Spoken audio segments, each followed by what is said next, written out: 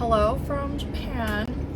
I've been on a work trip this entire time. I've been preparing for this speech, so what better topic to do than cultural diversity? While brainstorming for this speech, I asked a few different people on their opinions on why Americans should learn about cultural diversity. A lot of them, all Americans, laughed at me and simply said, we shouldn't. This really bothered me, especially currently being in a foreign country. So why is learning about cultural diversity important? Learning about cultural diversity can reduce racism, minimize cultural appropriation, and change prejudice to make coexisting in a society peaceful and safe for all people. Let's get into it. Cultural diversity is important because our country, workplaces, and schools consist of many cultural, racial, and ethnic groups. We can learn from one another, but first we must have a level of understanding about each other. Learning about other cultures helps us understand different perspectives within the world in which we live.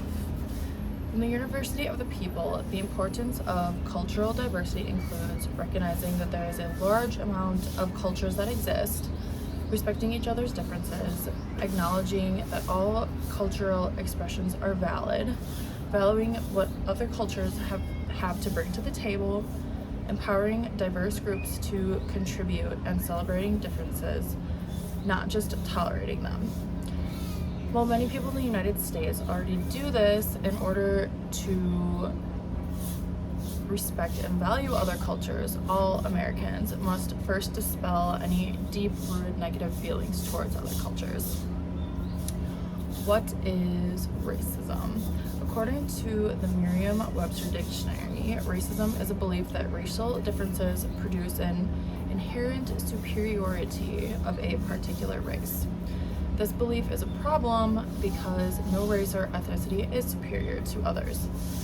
People tend to make fun of things that they don't understand, which can translate into racism.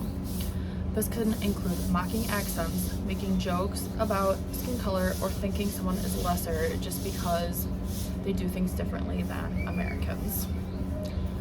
The simple solution to this is to just stop doing it. If there's nothing nice to say, just don't say it at all and treat everyone how you would like to be treated. Next, cultural appropriation is the inappropriate or unacknowledged adoption of an element or elements of one culture or identity by members of another culture or identity. Some recent examples of this are when white girls wear box braids, like Kim Kardashian, which is historically an African style, or something I've personally noticed lately is a fad of Americans wearing clothes with Japanese characters on them, or anime characters. While these things are not directly causing personal harm to someone, it is best to do research first and understand what you're about to exploit. What I mean by this is look up what that t-shirt says, research that cultural tattoo from Pinterest before you get it, and understand its symbolic pieces such as headdresses, clothing, and jewelry from other cultures before wearing it. These fads, articles of clothing, or body art that people find appealing may have significant religious or cultural meaning behind it and could be deeply offensive if presented incorrectly. Lastly, prejudice is another side effect of not being aware of cultural diversity. From the Oxford Dictionary, the definition reads, preconceived opinion that is not based on reason or actual experience. Prejudice happens when people already have preconceived notions about another race, ethnicity, or culture. We've seen this a lot lately with the Black Lives Matter movement, where Black people experience more police violence based off their skin color. This is because people have a preconceived notion that Black people are thugs.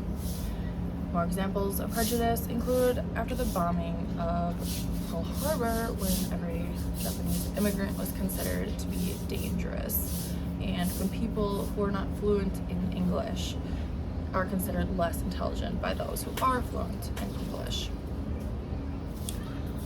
best solution to ending prejudice is education on cultural diversity. To be able to not mentally lump all people into a group is very emotionally intelligent and open-minded. So when do we start learning about cultural diversity? The answer is now and from the beginning of childhood.